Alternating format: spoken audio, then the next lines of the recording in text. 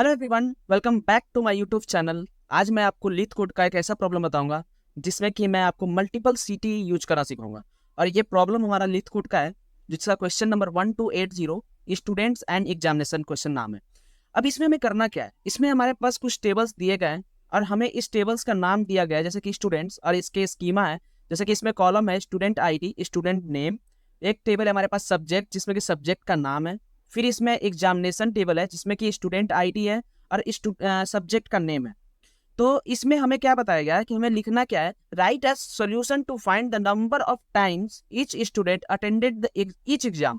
मतलब हर एग्जाम को एक स्टूडेंट कितनी बार अटेंड किया है, ये हमें फाइंड करना है। और इस बार हमें return the result table order by student ID and subject name.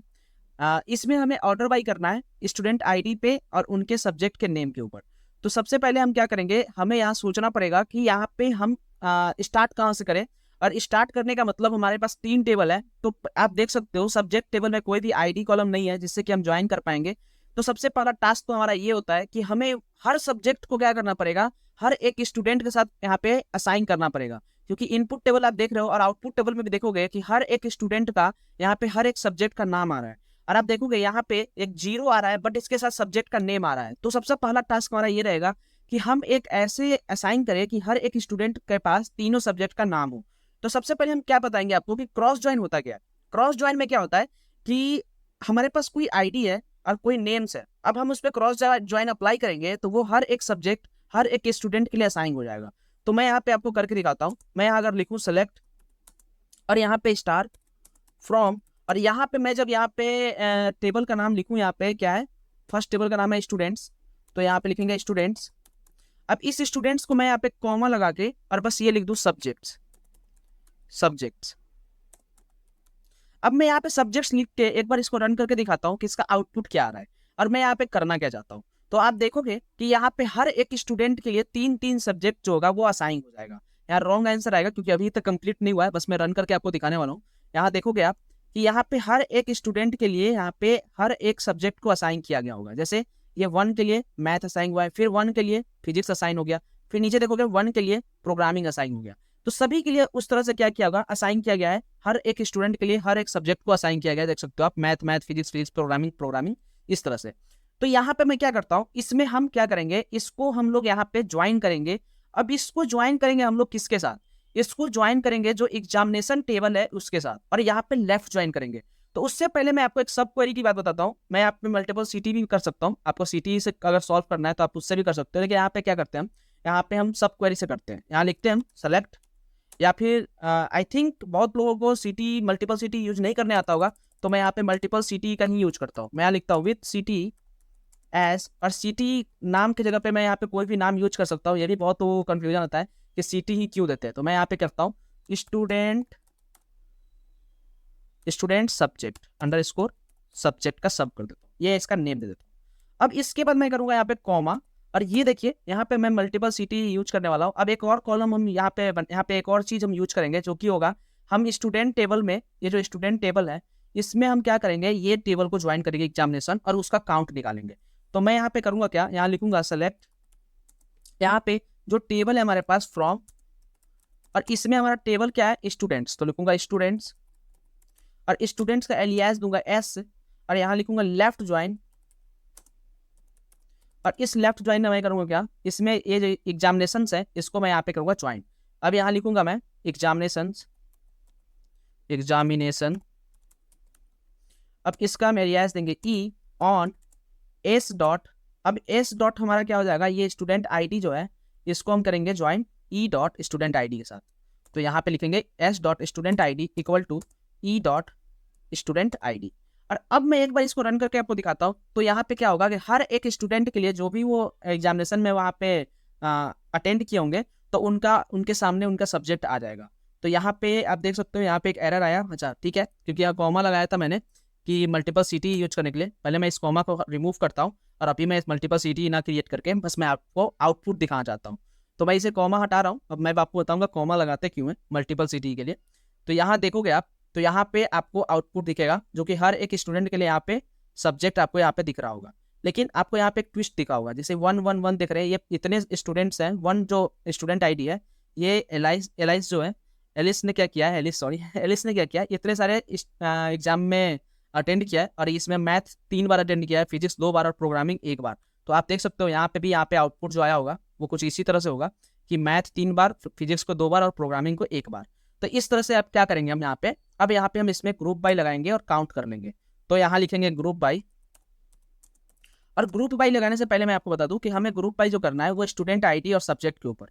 तो मैं यहाँ पे लिखूंगा, सबसे पहले यहाँ लिखूंगा एस डॉट स्टूडेंट आईडी, उसके बाद नेम, उसके बाद हम करेंगे subject name.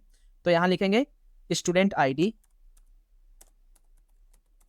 Student underscore ID, comma, फिर लिखेंगे S dot student underscore name, और इसके बाद लिखेंगे सब्जेक्ट। सब्जेक्ट पे भी हमें करना पड़ेगा क्योंकि हमें बाद में उसको क्या करना है, काउंट भी करना है।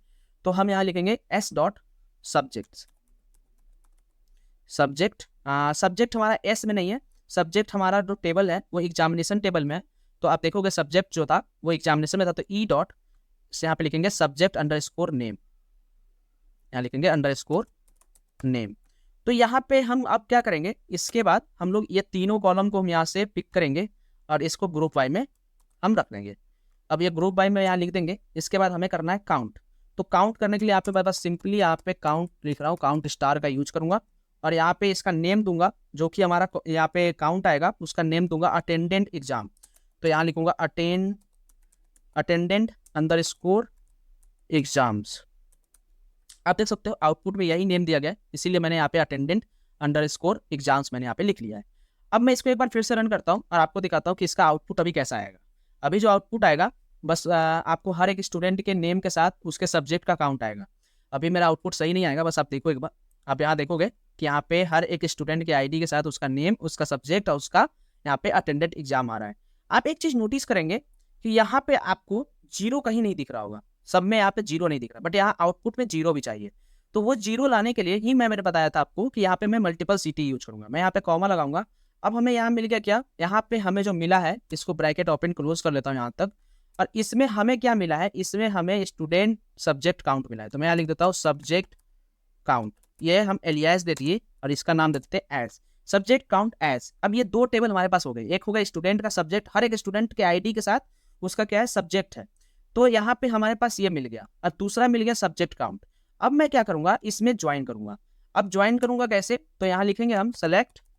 अब ये जो सब्जेक्ट है हमारा स्टूडेंट सब्जेक्ट, इसमें हमारे हर एक स्टूडेंट का आईडी, उसका नेम और उसके साथ सब्जेक्ट है। तो इसको यहाँ पे करेंगे हम लोग ज्वाइन। तो यहाँ लिखेंगे सेलेक्ट फ्रॉम, इसके बाद लिखेंगे यहाँ पे लेफ्ट ज्वाइन, क्योंकि कुछ ऐसे सब्जेक्ट्स है, कुछ ऐसे स्टूडेंट्स होंगे जो कि उस सब्जेक्ट के लिए हम एग्जाम नहीं दिए होंगे। तो यहाँ पे लेफ्ट ज्वाइन यूज करेंगे और इसके बाद लिखेंगे सब्जेक्ट काउंट, क्योंकि यहाँ पे हर एक सब्जेक्ट का काउंट है उसके नेम के साथ। तो मैं यहाँ पे लिखता हूँ सब्जेक्ट काउंट। अब मैं यहाँ क्या करूंगा, अब मैं यहाँ पे लिखूंगा ज्वाइन पे कि ऑन। अब इसका एलियास दूंगा एसएस और इसका एलियास दूंगा SC, subject count subject student subject. अब इसमें लिखूंगा S dot student underscore ID. Student ID पे हम लोग क्या करेंगे, यहाँ पे इसको ज्वाइन करेंगे। तो student ID equal to SS dot student ID equal to SC dot student underscore ID. ये हमारा पहला हुआ। अब स्टूडेंट पे तो ज्वाइन कर लिया हमने, अब उसके सब्जेक्ट के अकॉर्डिंग उसका मार्क्स लाना है। तो हम यहाँ लिखेंगे एंड एससी डॉट, जो सब्जेक्ट का नेम था, जो कि इसमें देखोगे आप कि सब्जेक्ट का नेम, कॉलम का नाम क्या था, इसमें सब्जेक्ट नेम था। तो यहाँ पे मैं इसको क्या करता हूँ, कॉपी कर लेता हूँ सब्जेक्ट नेम्स को, यहाँ से यहाँ पे लिख लेता हूँ एससी डॉट एससी नहीं एसएस डॉट, क्योंकि इसमें हमारा था ये सब्जेक्ट नेम। तो सब्जेक्ट नेम इसको इक्वल कर देंगे एससी डॉट सब्जेक्ट नेम के। अब यहाँ पे आप देखोगे कि हर एक सब्जेक्ट का यहाँ पे डेटा मिल गया होगा। अगर मैं इसको रन करता हूँ, अभी भी यहाँ पे हमारा रिजल्ट नहीं आएगा, अभी नल वैल्यू आएंगे, उसको कैसे हैंडल करना है मैं आगे बताऊंगा आपको। आप देख सकते हो कि यहाँ पे आउटपुट जो आएगा, अब आपको कुछ आउटपुट इस तरह से दिखेगा। अब यहाँ पे अटेंडेंट एग्जाम 311, फिर यहाँ पे नल 22। अब इसके बाद भी यहाँ पे रिजल्ट्स हैं, जो कि यहाँ पे डॉट कर दिया गया क्योंकि इसके आगे यहाँ पे शो नहीं कर पा रहे। ठीक है, कोई नहीं। अब यहाँ पे हम क्या करेंगे, हमें क्या चाहिए, हमें आउटपुट में चाहिए क्या, वो देखते हैं। हमें आउटपुट में चाहिए स्टूडेंट आईडी, स्टूडेंट का नेम, फिर सब्जेक्ट का नेम, फिर अटेंडेंट एग्जाम। सो हम यहाँ लिखेंगे सबसे पहले जो भी हमारा एसएस टेबल से जो भी आएगा कॉलम उसका लिखेंगे। तो एसएस से हम क्या लेंगे, स्टूडेंट अंडरस्कोर आईडी, ये लेंगे। फिर हम लिखेंगे एसएस डॉट, फिर हम लेंगे स्टूडेंट अंडरस्कोर नेम, फिर हम क्या करेंगे, नेम के बाद सब्जेक्ट लेंगे। तो SS dot subject underscore name. अब हम यहाँ पे लिखेंगे जो कि हमारा आएगा कहाँ से, सब्जेक्ट काउंट से आएगा। तो एससी डॉट हम लिखेंगे इसमें अटेंडेंट एग्जाम, जो भी अटेंडेंट एग्जाम्स थे उसके लिए हम क्या करेंगे, यहाँ पे अटेंडेंट एग्जाम्स लिखेंगे। तो मैं यहाँ पे क्या करता हूँ, लिख लेता हूँ अटेंडेंट अंडरस्कोर एग्जाम्स। अब मैं एक बार इसको ऑर्डर बाई कर देता हूँ, जिससे कि क्या होगा, आपको यहाँ पे डेटा दिखेगा ऑर्डर बाई। जैसे कि हमें बोला गया है ऑर्डर बाई में यहाँ इंस्ट्रक्शन दिया गया था कि पहले सब्जेक्ट आईडी पे करना है, फिर सब्जेक्ट नेम पे करना है। तो असेंडिंग डिसेंडिंग जब भी नहीं बताया जाएगा तो आप असेंडिंग करोगे। तो यहाँ पे लिखेंगे हम एसएस डॉट, यहाँ पे स्टूडेंट आईडी और यहाँ पे सब्जेक्ट नेम। तो यहाँ पे स्टूडेंट आईडी को कॉपी कर लेता हूँ और यहाँ पे पेस्ट कर लिया, और फिर मैं यहाँ पे एसएस डॉट सब्जेक्ट नेम को कॉपी कर लेता हूँ और मैं यहाँ पे पेस्ट कर लेता हूँ। अभी इसको क्या करते हैं, एक बार रन करते हैं। अभी हमारा नल वैल्यू हैंडल नहीं किया मैंने, अभी तो यहाँ पे एरर आएगा, बट आप देखोगे कि आउटपुट में आपका जैसे रिजल्ट चाहिए उस तरह से आपको आने लगेगा। आप यहाँ देख सकते हो कि हमारा आउटपुट इस तरह से आ रहा है, बट अभी नल वैल्यू को हैंडल करना पड़ेगा। क्यों? क्योंकि आप देखोगे यहाँ पे 3 2 1 तक आ गया है, बट यहाँ देखोगे 0 0 सब पे आ रहा है। तो कभी भी नल वैल्यू को हैंडल करने के लिए हमें सीक्वल में 2 चीज सिखाया जाता है, एक होता है कॉलसेक फंक्शन, एक होता है इजनल फंक्शन। सो मैं यूज करूंगा इजनल फंक्शन का, क्योंकि सिंगल कॉलम पे करना है तो इजनल यूज करूंगा, इजनल ब्रैकेट ओपन, और इसके बाद करूंगा कॉमा जीरो। और आप कभी भी कोई भी फंक्शन यूज करते हैं तो इसके बाद आप अपने कॉलम के नेम का एलियास जरूर यूज करें, अदरवाइज वो कॉलम का नेम नो नेम आ जाता है। तो मैं इसको यहाँ पे यूज कर लेता हूँ। अब वापस से इसको रन करेंगे तो आप देखोगे ये रन हो रहा है टेस्ट केस। अब टेस्ट केस रन होने के बाद हम देखते हैं कि हमारा रिजल्ट सही है या गलत है। ये टेस्ट केस रन होगा तो आप देख सकते हो एक्सेप्टेड करके हमारा रिजल्ट आ चुका है। इसका मतलब हमारा यहाँ तक आंसर सही है। मैंने यहाँ पे सबमिट कर दिया। अब देखते हैं सबमिट करने के बाद कोई एरर ना आ जाए। तो ये सबमिट हो चुका है और हमारा आंसर जो था वो एक्सेप्ट हो चुका है। तो हम इस तरह से क्या करेंगे, प्रॉब्लम को सॉल्व करेंगे और इसी तरह से हमेशा सीखते रहिए। अगर आपको मेरा वीडियो अच्छा लगा हो तो वीडियो को लाइक कीजिए, चैनल को सब्सक्राइब कीजिए। मिलते हैं नेक्स्ट वीडियो में। Thanks for watching, bye bye.